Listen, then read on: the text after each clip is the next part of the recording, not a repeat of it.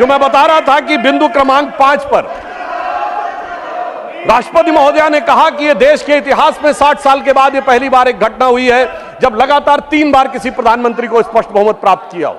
और जिस समय महामहिम राष्ट्रपति महोदया ने यह शब्द बोला था, हम सबको ध्यान है, सबसे अनेक विपक्षी सदस्यों ने अपनी अपनी सीट पर आवाजें करते हुए इसका प्रतिवाद किया था। संभवतः उनके मन में इस बात के लिए स्वीकार्यता नहीं हो पा रही थी कि यह कैसे हो गया कि लगातार तीसरी बार मोदी जी के नेतृत्व में भारत की जनता ने स्पष्ट जनादेश दिया और पंडित जवाहरलाल नेहरू जी का वो रिकॉर्ड जिसके ऊपर वो बहुत इतराते थे, उसकी बराबरी हो गई। मगर हमारे बहुत से विपक्षी सदस्य कहते हैं कि साहब नेहरू जी की बराबरी तो मोदी जी से नहीं हो सकती। तो सभापति महोदय, मैं आपके माध्यम से कहना चाहता हूं कि तीसरी बार मोदी जी चुन के आए हैं और ये मैं भी मानता हूं कि नेहरू जी और मोदी जी में बराबरी नहीं हो सकती, इसलिए तीसरी बार आने पे मैं सिर्फ 3 बिंदु दूंगा जिस पर हम मानते हैं कि नेहरू जी और मोदी जी की बराबरी नहीं हो सकती। नंबर 1, जब मोदी जी इस देश के प्रधानमंत्री के कैंडिडेट चुने जाने थे, सभापति महोदय, मुझे आज तक याद है 13 सितंबर 2013 शाम 6 बजे भाजपा की पार्लियामेंट्री बोर्ड की बैठक होनी थी और मोदी जी स्वयं उसके मेंबर थे, मगर उन्होंने कहा मैं उस बैठक में नहीं आऊंगा जिसमें मेरे बारे में विचार हो रहा हो। यह होता है नैतिकता के आधार के ऊपर निर्णय। और उस समय राजनाथ सिंह जी पार्टी के अध्यक्ष थे, तो मुझे यह दायित्व दिया गया था कि मैं मोदी जी को रिसीव करके अध्यक्ष के कमरे में बैठा लूं और जब बैठक समाप्त हो जाए तो सब एक साथ जाएंगे प्रेस कॉन्फ्रेंस में घोषित करने के लिए। और महोदय, पूरा पार्लियामेंट्री बोर्ड एक मत था, सारे कार्यकर्ता एक मत थे और पूरा देश एक मत था और तब प्रधानमंत्री के कैंडिडेट मोदी जी घोषित हुए। उधर पंडित जवाहरलाल नेहरू जब कैबिनेट मिशन प्लान के तहत 26 अप्रैल 1946 को कांग्रेस का नया अध्यक्ष चुना जाना था और उसके लिए कांग्रेस वर्किंग कमेटी की बैठक होनी थी और 20 अप्रैल को मौलाना आजाद को गांधी जी ने लेटर लिखा कि आप अपना नामांकन वापस ले लीजिए और मैं चाहता हूं कि नेहरू जी प्रधानमंत्री बने। परंतु इसके बावजूद उस बैठक के अंदर क्या हुआ, इसका रिकॉर्ड आचार्य कृपलानी ने अपनी किताब Gandhi his life and thought, Maulana Azad ने अपनी किताब India wins freedom, Rajmohan Gandhi ने अपनी किताब सरदार पटेल और उस समय के सबसे प्रख्यात पत्रकार दुर्गादास ने अपनी किताब India from Curzon to Nehru and thereafter में लिखा है कि 1 वोट मिला पट्टाभी रमैया को और शायद 1 या 2 वोट मिले आचार्य कृपलानी को, शेष सारे वोट मिले सरदार पटेल को और 0 वोट मिले जवाहरलाल नेहरू जी को। वाकई कैसे तुलना हो सकती है? सर्वसम्मति से प्रधानमंत्री के कैंडिडेट बनने वाले मोदी जी और 0 वोट पाकर प्रधानमंत्री के कैंडिडेट बनने वाले सरदार हमारे नेहरू जी।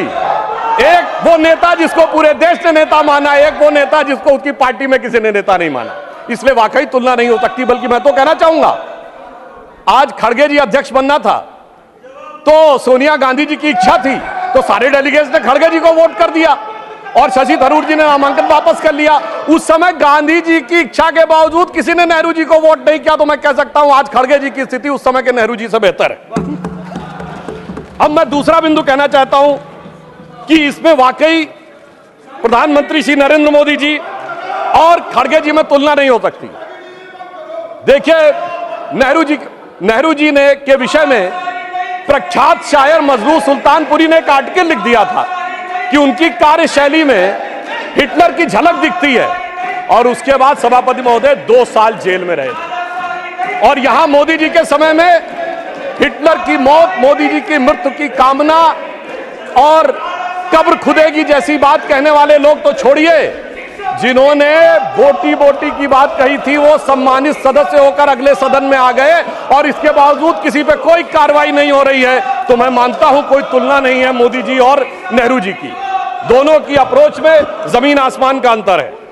और एक मैं बात और कहना चाहता हूं, हमारे तीसरा बिंदु, हमारे प्रधानमंत्री श्री नरेंद्र मोदी जी को कितने देशों ने अपना सर्वोच्च नागरिक सम्मान दिया है। इसमें Bhutan, France, Papua New Guinea, Fiji, रूस और मालदीव।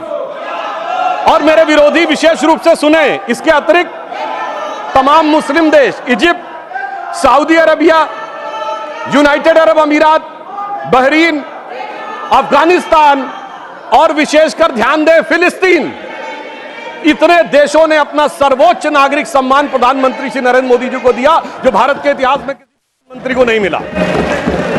और प्रधानमंत्री जी ने किसको सर्वोच्च सम्मान दिया? हमने भारत के, हमारी सरकार ने और सरकार की बनाई समिति ने सिर्फ हमारे नेताओं स्वर्गीय अटल बिहारी वाजपेयी जी और आदरणीय लाल कृष्ण आडवाणी जी को ही भारत का सर्वोच्च नागरिक सम्मान नहीं दिया, हमने कांग्रेस के भी नेताओं को सम्मान दिया।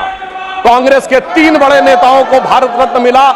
मदन मोहन मालवीय जी को हमारी सरकार में भारत रत्न मिला, प्रणब मुखर्जी जी को हमारी सरकार में भारत रत्न मिला, पीवी नरसिम्हा राव जी को हमारी सरकार में भारत रत्न मिला, हमारी पार्टी के नहीं थे परंतु कर्पूरी ठाकुर जी को भारत रत्न मिला, और कांग्रेस के नेता एससी जमीर और तरुण गोगोई जी को पद्म अवार्ड मिला। दूसरी तरफ नेहरू जी ने क्या किया? न किसी से अवार्ड मिला। अरे भाई, दूसरी पार्टी छोड़िए, अपनी पार्टी के सरदार पटेल और बाबा साहब अंबेडकर को भी नहीं दिया, उन्होंने अपनी सरकार से खुद को भारत रत्न ले लिया। यानी एक मोदी जी जिन्होंने सबको भारत रत्न दिया और एक उनकी सरकार जिसमें खुद को भारत रत्न मिल गया। तो मैं मानता हूं कि इन तीनों बिंदुओं पर नेहरू जी और मोदी जी में कोई तुलना नहीं है। इसलिए मैं कह सकता हूं कि मोदी जी नेहरू जी की तुलना में एक अतुलनीय प्रधानमंत्री हैं और उन्होंने यह अतुलनीय उपलब्धि हासिल की है। और एक बात और कहूंगा अंत में, वाकई दोनों में बराबरी नहीं है। हम लोग बचपन में एक बड़ा गीत था जो हमारी पीढ़ी और हमसे पहले वाली पीढ़ी ने जरूर अवश्य सुना होगा कि दे दी हमें आजादी बिना खड़क बिना ढाल। उसमें एक लाइन थी कि फूलों की सेज छोड़ के दौड़े जवाहरलाल, वो तो फूलों की सेज पे थे, और हमारे प्रधानमंत्री जी चाय की केतली लेके प्लेटफॉर्म पे दौड़े नरेंद्र लाल। दोनों में जमीन आसमान का अंतर था। वो जवाहरात के लाल थे और नरेंद्र मोदी जी गुदड़ी के लाल थे। वो हीरे जवाहरात के बीच में उनका बचपन गुजरा और इन्होंने गुदड़ी के लाल ने निकलकर आज भारत माता का भाल जिस ऊंचाई तक पहुंचाया है, उसके लिए सारा देश उन पर गर्व करता है। अब मैं पिछली बात को छोड़कर इस पे आता हूं कि इस तीसरे टर्म में हमारी सरकार किस प्रकार की बातों पर विचार करने की तरफ ध्यान दे रही है। राष्ट्रपति महोदया ने अपने बिंदु क्रमांक 5 में इस विषय का उल्लेख किया है, रिफॉर्म, परफॉर्म और ट्रांसफॉर्म। आने वाले समय में सबसे बड़ी चुनौती हमारे सामने आने वाली है, वो है एनर्जी, और एनर्जी में ग्रीन एनर्जी। हमारी सरकार ने, प्रधानमंत्री श्री नरेंद्र मोदी जी ने इस विषय को बहुत पहले से ध्यान कर इस बात को समझ लिया कि आने वाला एरा ग्रीन एरा है। और याद करिए कि हमारी सरकार ने आने के बाद सबसे पहले क्या किया था? एलईडी बल्ब देने शुरू किए थे। अब तक 37 करोड़ एलईडी बल्ब डिस्ट्रीब्यूट किए जा चुके हैं, जो अमेरिका की कुल आबादी से अधिक है। उस समय हमारा अधिकतम पावर कंजम्पशन 50% से अधिक कोयले से होता था। अगर हम विकसित राष्ट्र बनना चाहते थे और केवल कोयले से कंजम्पशन करते तो भारी मात्रा में कार्बन डिपोजिशन होता। ग्रीन एनर्जी का टारगेट जो हमारी सरकार ने रखा, प्रधानमंत्री जी के नेतृत्व में यह टारगेट रखा गया कि 2030 तक भारत की इंस्टॉल्ड कैपेसिटी पावर जनरेशन का 40% क्लीन एनर्जी से होगा। और हमेशा सरकारों में देर में होता है कार्य, मगर महोदय मैं बताना चाहता हूं, पहली बार भारत के इतिहास में वो 40% install capacity by clean energy का टारगेट 8 साल पहले 2022 में अचीव कर लिया गया। और अब 2030 के लिए रिवाइज टारगेट 50% क्लीन एनर्जी का हो गया है। यह दर्शाता है कि हमने कितना महत्वपूर्ण छलांग लगाई है। इसीलिए हम तीसरे नंबर की देश बन गए हैं सोलर एनर्जी के संदर्भ में। 2014 में जहां सोलर एनर्जी 2.6 गीगावाट थी, वहीं 2023 में 66.7 गीगावाट हो गई है। और इतना ही नहीं, अब प्रधानमंत्री जी ने जो एक प्रधानमंत्री सूर्य घर योजना शुरू की, जिसका उल्लेख राष्ट्रपति महोदया के अभिभाषण में है, मैं बताना चाहता हूं, लोगों के घर पे सोलर रूफटॉप्स लगेंगे और मुफ्त की बिजली प्राप्त हो रही है। और मुफ्त की बिजली के साथ साथ जो इलेक्ट्रिक स्कूटर या इलेक्ट्रिक कार चलाएंगे, उनका चार्जिंग भी मुफ्त की हो जाएगी। सोचिए कि एक ऐसी योजना जिसमें किसी भी प्रकार का पर्यावरण पर आक्षेप नहीं आ रहा है, पर्यावरण के ऊपर कोई प्रभाव नहीं पड़ रहा है, मुफ्त की ऊर्जा मिल रही है, और वो भी सरकारी खजाने पर बगैर कोई बोझ डाले। जो लोग मुफ्त की बात करते थे, अगर देखा जाए तो प्रधानमंत्री जी ने ईमानदारी से एक ऐसी योजना के माध्यम से देश के करोड़ लोगों को मुफ्त बिजली देने का प्रयास किया है, जो अपने आप में अद्भुत और अलग है।